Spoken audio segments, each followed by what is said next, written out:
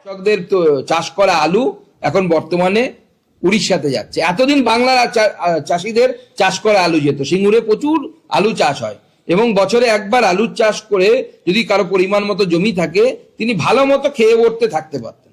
সেটা পর্যন্ত মুখ্যমন্ত্রী সেইখানে কাঠি করলেন। আন্দোলনের সময় তো রাজনাথ সিং যখন তৎকালীন তার উত্তর আমি সিঙ্গুরে দিয়ে এসেছি, কালকে আমার দেখে নেবেন আমার ভিডিও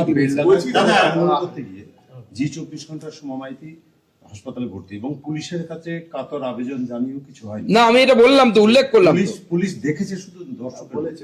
গ্রুমিং গ্যাং যেভাবে বিভিন্ন জায়গায় শোনা যায়, একটি মেয়েকে ধরে যেভাবে হেনস্থা করে, সোমা মাইতির সাথে সেই ধরনের ঘটনা ঘটেছে। আর পুলিশ কিছু করবে না, পুলিশ স্যারেন্ডার করেছে এদের সামনে। পুলিশ দুধেল গাইদের হাতে কিছু করবে না, সামনে কিছু করবে না। এদেরকে ঠিক করার জন্য বিজেপির সরকার দরকার, ডান্ডা দিয়ে ঠান্ডা করে দেওয়া হবে।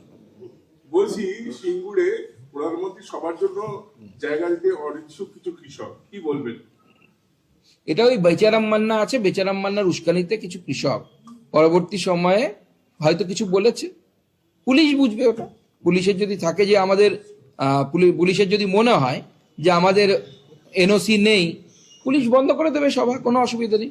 এবং আমরা ঠিক করেছি ওই 1 লক্ষ লোক হবে, সবাইকে নিয়ে বেচারাম মান্নার বাড়ি যাবো।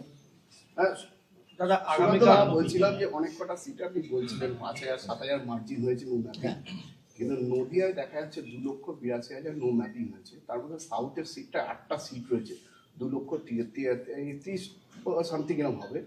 সেক্ষেত্রে দেখা যাচ্ছে ম্যাক্সিমাম নিম্নবর্গীয় এবং মতুয়া সম্প্রদায়। সেখানে আপনারা কি আশা করেন যে পার্লামেন্টারি সিটটা পাবেন বা 8টা সিট বা সবারকে নাগরিকত্ব দেওয়ার দায়িত্ব আমাদের। কোনো মতুয়া, কোনো হিন্দু উদ্বাস্তু কোথাও যাবে না। ভারতবর্ষ প্রিডমিনেন্টলি হিন্দুর দেশ, হিন্দু সংস্কৃতি এখানে বহাল।